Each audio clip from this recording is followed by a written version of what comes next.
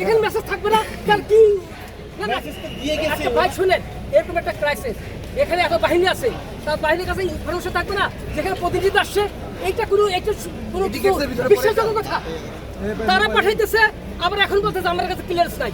What is this?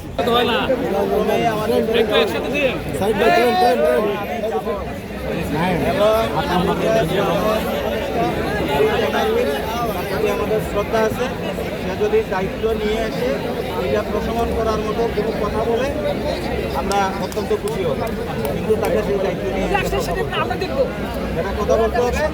তবে আসার আগে শিক্ষার্থীদের আমরা মাইকে হোক যেভাবে হোক আমরা সেটা তাদের কনভিন্স করবো যেন তার সম্মান অক্ষুণ্ণ থাকে।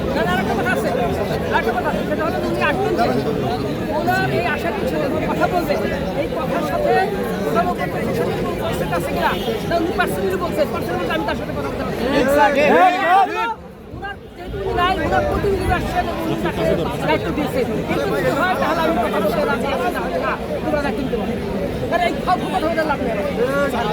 বারবার বসা যায় না, কথাটাই তো শোনার জন্য বসে আছে। স্যার যাবে না, স্যার যাবে না। এটা কৌশল তো এখানে স্পষ্ট বিষয়, কিন্তু স্পষ্ট এটা হলো যে পুলিশরা, স্যার আমি বলি না, স্যার আপনি দেখবেন, যে পুলিশরা হামলা করছে তাদের কয়জনকে সাসপেন্ড করবে, ডিক্লারেশন দিতে হবে।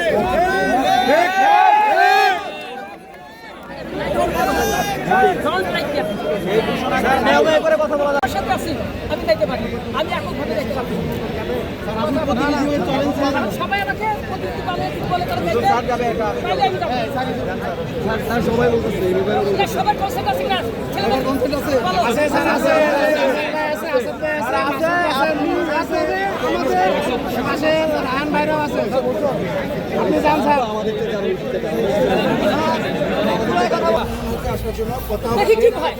আপনাদের উপরে বর্বরতা হামলা প্রসঙ্গে কি বলবেন স্যার? হামলা তাদের বিচার করতে হবে আজকে। অনেক শিক্ষার্থীরা আহত, অবশ্যই